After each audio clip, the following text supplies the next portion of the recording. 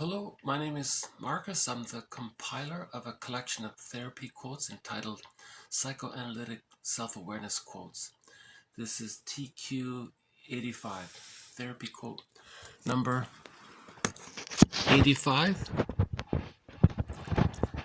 The basic fallacy maintained by the unconscious ego consists typically of an erroneous assumption about or tenacious misuse of the real situation in childhood. Once this crutch is removed, the neurosis itself collapses. So there's a lot to unpack to that quote. And I bring it up as a follow-up from yesterday's video about trying to convey Bergler's theory in a four-part question. So Bergler describes his theory using a variety of little metaphors.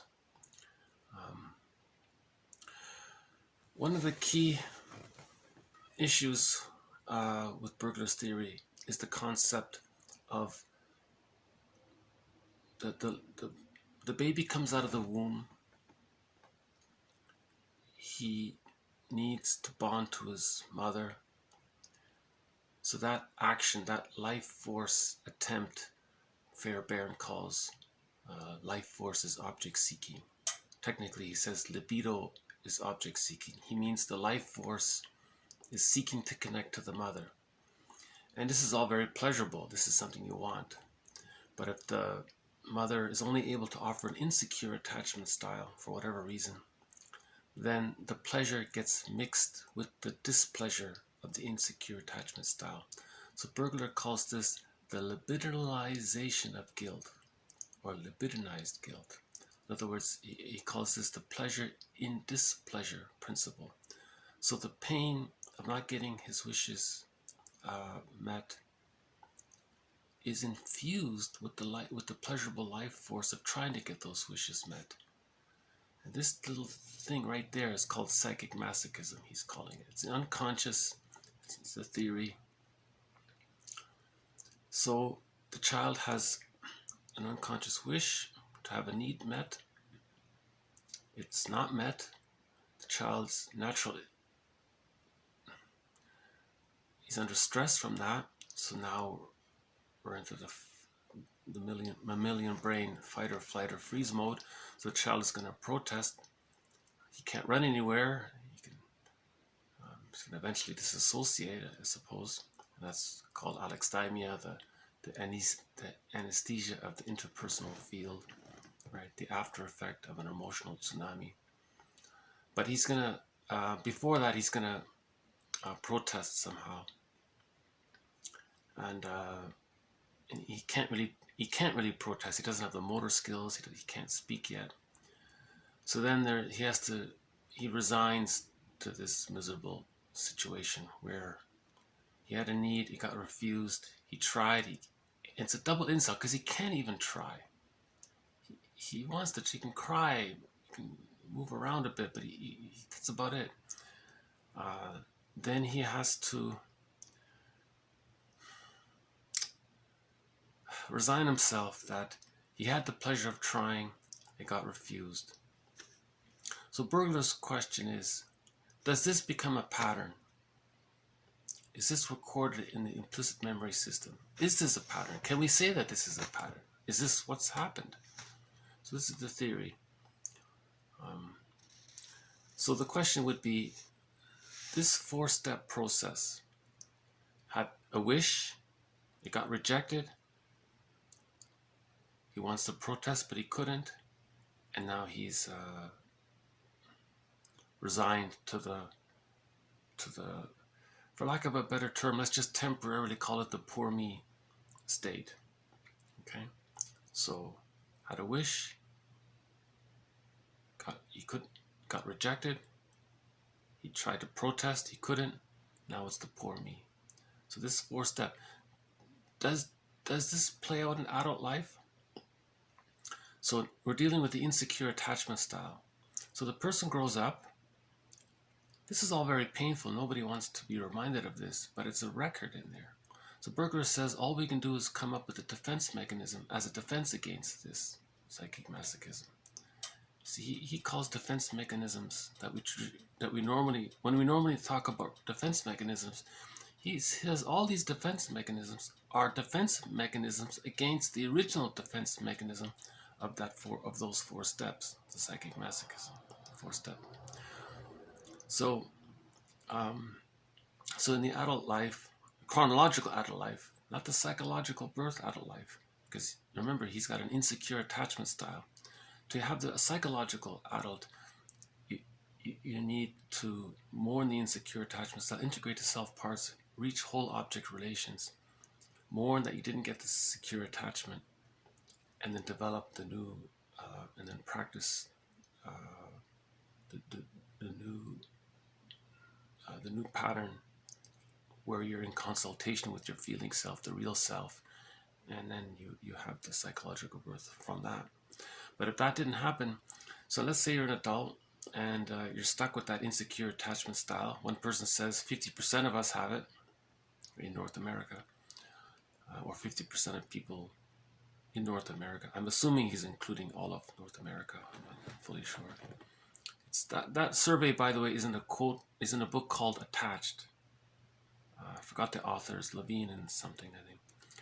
It's just one word, Attached. It's a popular book. It's out there, easily available, widely available.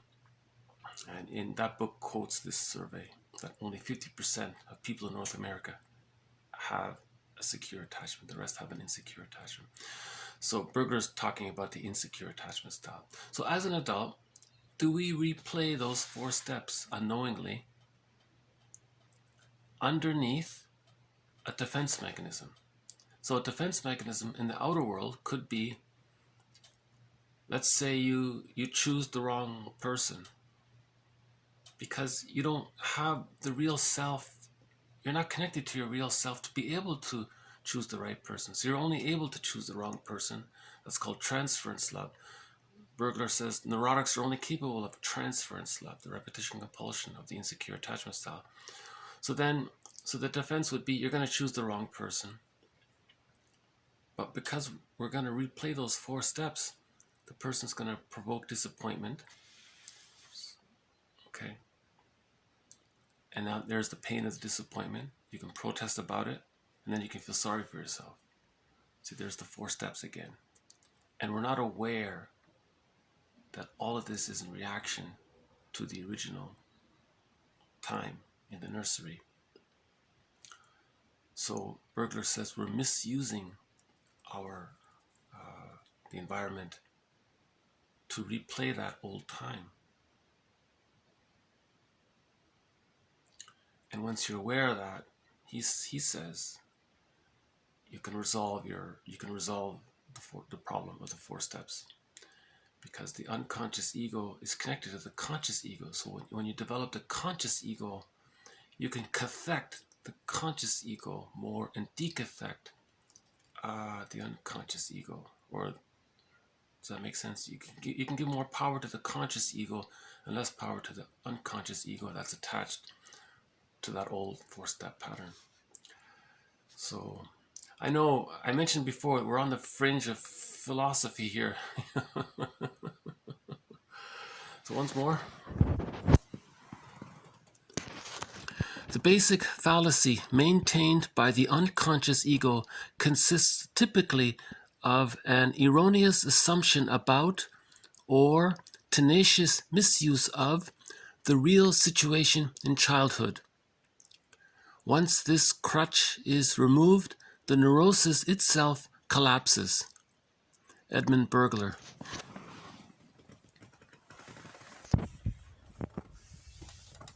See, that's why someone called it humanity's 4th narcissistic injury. Really? 50% of us are living our lives that's a kind of just to be in defensive mode against the memory of these 4 steps? Like, whoa, that's pretty disappointing. So he was convinced of this. He says he analyzed thousands of people, mostly writers, I think. He has a famous book about, it's like called Psychoanalysis and Writing, I think. He's the guy that came up with the phrase writer's block. See, in that book, I think he was saying, writers are in that defensive mode. It's all fake. Most writers are hack writers, he says. They're hacketeers. And that's all a defense against the original psychic masochism, he said, through those 4 steps. And then let's say, the writer, he may get addicted to all his fancy, elaborate dramas and adventures and all that. But if he gets stuck, it's because Bergler thinks the writer got in touch with some of that original childhood issue. And like, whoa, where does he go? Where does the writer go from there? He says. He's not aware of this. And he doesn't want to go back. Now he feels like a fraud. Before he was a fraud, but didn't know he was a fraud. Now he's blocked because to go back means he's betraying himself. Whereas before he betrayed himself, but he didn't know it, so he could produce a lot. He could produce 20 novels or whatever. But once you're aware of it, it's hard to go back to that. Now, a Bergler said, well, some writers just wanted to go back to that, so he would point it out to them or something. And then they would have to decide whether they're going to become real writers. Bergler says a real writer comes from those unconscious fantasies. A real writer addresses those, like mythology is real writing because it's addressing that inner world, that psychic world. You see, mythology is better than most novels because it's addressing the reality of the inner world, the psychic world. So you're better off reading the Grimm's collection than a bunch of drugstore novels, Anyways, so this is part of an ongoing attempt to understand Bergler's theory. I have a feeling he's kind of onto, just personally, I feel like he's onto something because I read his books and he is very convincing about it. And see, he tried to, you see, the way I'm explaining it maybe sounds, I don't know how it comes across, to be honest with you, but Bergler explains this using the courtroom metaphor. He says that the soul is the plaintiff, and he hires the unconscious ego to be his lawyer, and the unconscious ego tries to plea bargain with the judge, the superego, and superego says, well, you're not allowed to face that original trauma, that childhood trauma. It's too painful. But we'll compromise. We'll let the soul plead guilty to the lesser crime, and by being dysfunctional in the outer world, and he covertly maintains that 4 steps, the repetition compulsion. You see, to me, it doesn't work. That courtroom drama doesn't work for me, really. I kind of get it a little bit. I don't know why he didn't try some other metaphors, but he picked that one and he stuck with that one. And maybe other people understand it. But to this point, I don't really fully understand. I find it hard to connect. See, I find my 4 steps easier. It's simpler for me. Anyways,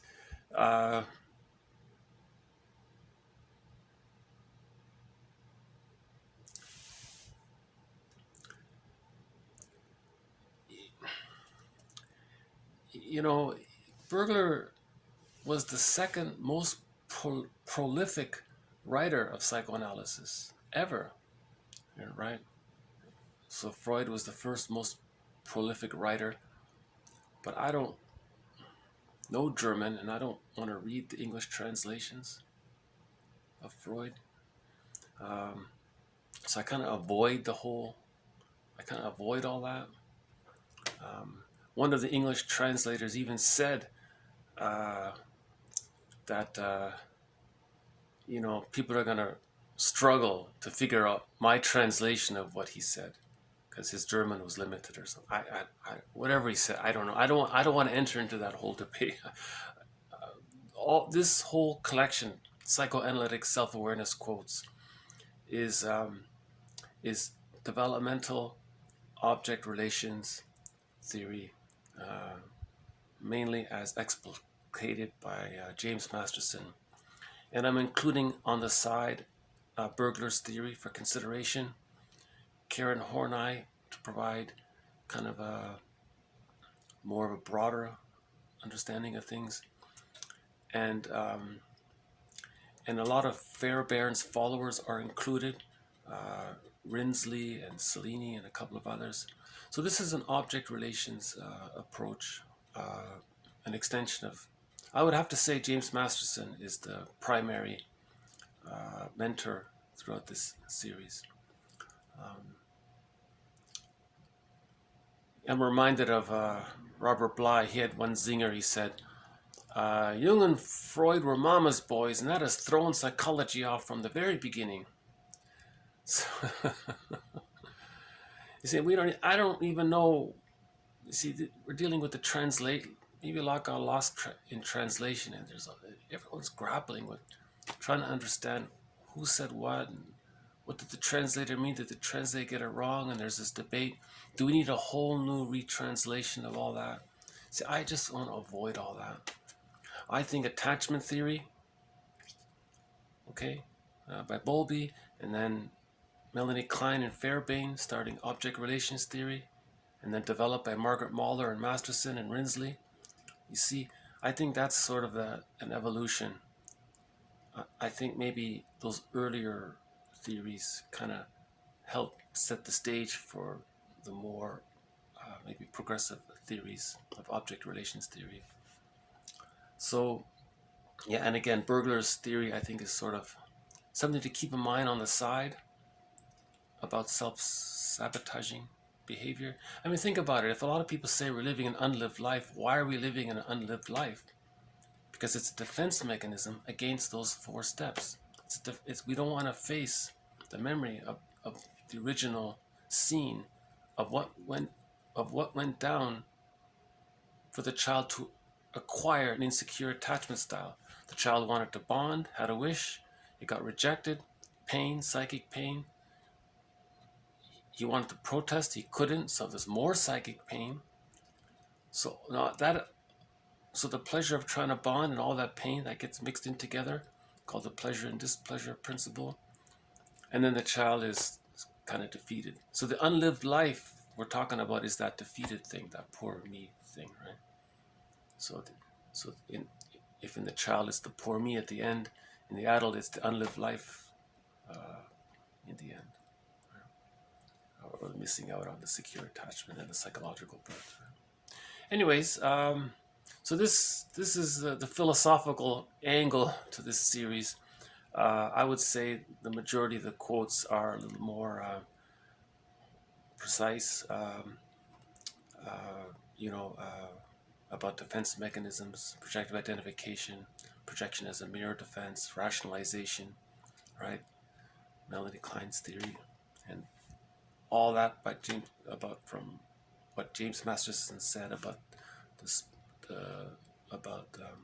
object relations unit, the rewarding object relations unit, and the withdrawing object relations unit, and the quest to heal the splits to find whole object relations, and then of course Margaret Mahler's journey from symbiosis to differentiation to practicing to whole object relations to the psychological birth of the self. Remember, Margaret Mahler says we're all biologically born. It doesn't mean we're automatically psychologically born. That happens at around 3, and only half of us, according to one survey, achieve the psychological. The rest of us are struggling, whether we were aware of it or not. Okay, I think I'll leave this here. This is going to take another day to upload.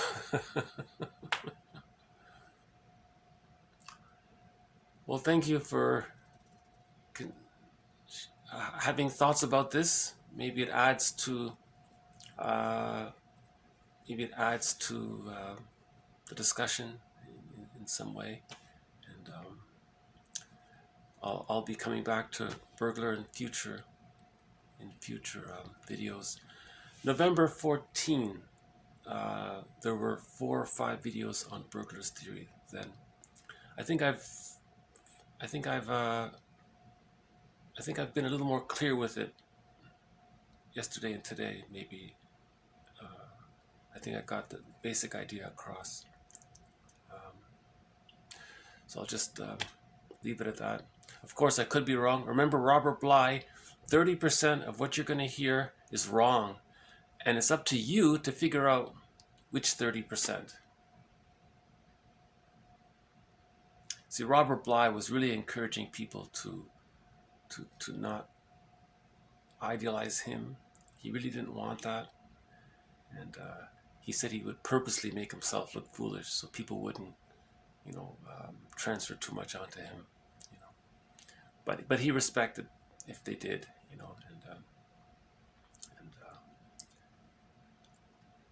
and he would say things like, 30% of what I'm going to say, it's all wrong, but you got to figure out what it is. So he's encouraging people to think for themselves. Right. Anyways, I'll stop it here for now. Thank you very much. This has been TQ 85. One last reading, and then the basic fallacy maintained by the unconscious ego consists typically of an erroneous assumption about or tenacious misuse of the real situation in childhood. Once this crutch is removed, the neurosis itself collapses. Yeah. So he thinks we can achieve a psychological birth right there. We can kind of jump to the conscious ego. So I think maybe what he's doing is you're developing your conscious ego to the point where you're aware of this, and then you've achieved your psychological birth that way. Anyways. Okay, until next time, thank you very much. Bye for now.